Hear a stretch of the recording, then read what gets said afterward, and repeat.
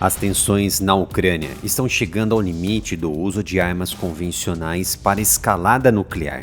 Isso se deve aos alertas antecipados da Rússia diante das possibilidades da chegada de armas de longo alcance e o seu uso no interior da Rússia.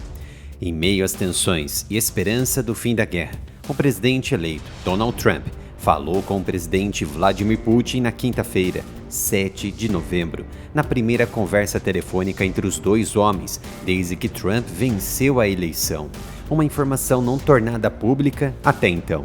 Durante a ligação, que Trump atendeu em seu resort na Flórida, Mar-a-Lago, ele aconselhou o presidente russo a não intensificar a guerra na Ucrânia e o lembrou da considerável presença militar de Washington na Europa. Foi o que disse uma pessoa familiarizada com a ligação, que, como outros entrevistados pelo jornal The Washington Post, falou sob condição de anonimato para discutir o assunto delicado.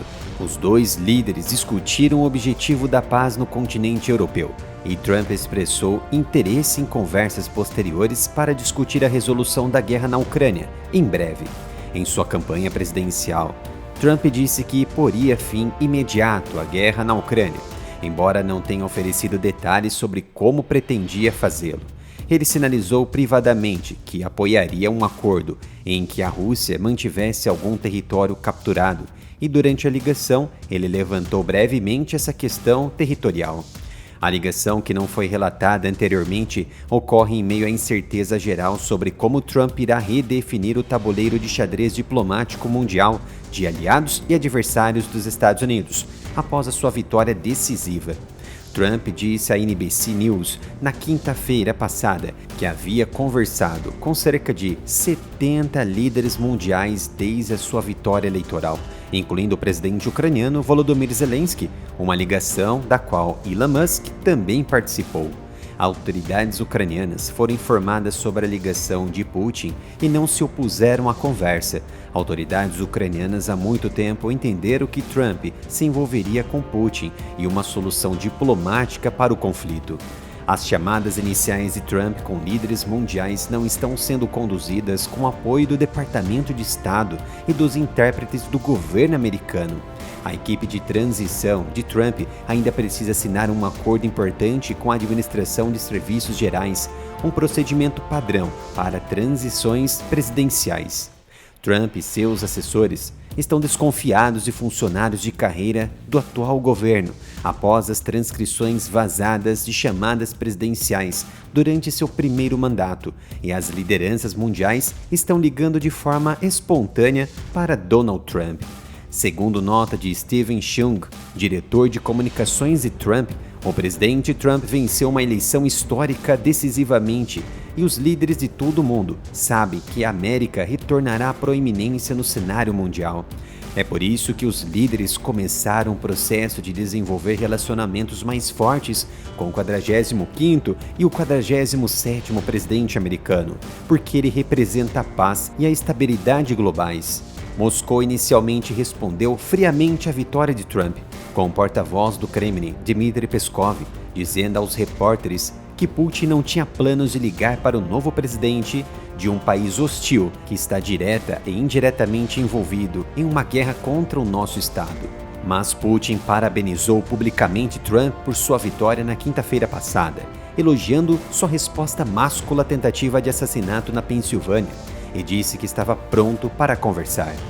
Embora a estratégia do presidente Joe Biden e da vice-presidente Kamala Harris em relação à Ucrânia fosse previsível, Dmitry Peskov declarou que Trump é menos previsível, e também é menos previsível até que ponto Trump manterá as declarações que fez durante a campanha eleitoral.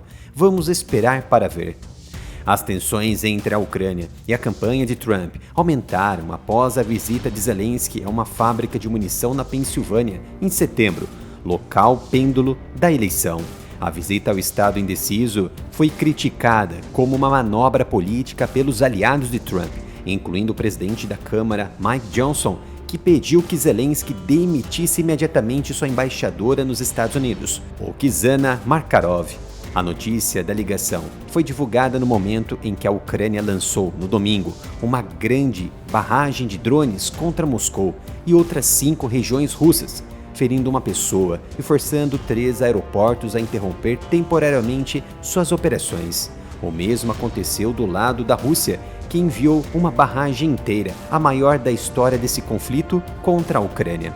Enquanto isso, os ucranianos estão se preparando para manter os territórios que ganhou na região de Kursk, na Rússia, em meio a relatos de que Moscou está preparando uma contraofensiva.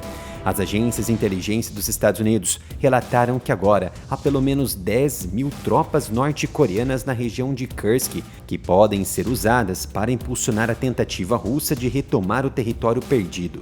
Embora Trump não tenha explicado um plano para acabar com a guerra, ele disse que teria sido benéfico para a Ucrânia fechar um acordo mais cedo, já que o país continua perdendo soldados, civis e infraestruturas muito críticas.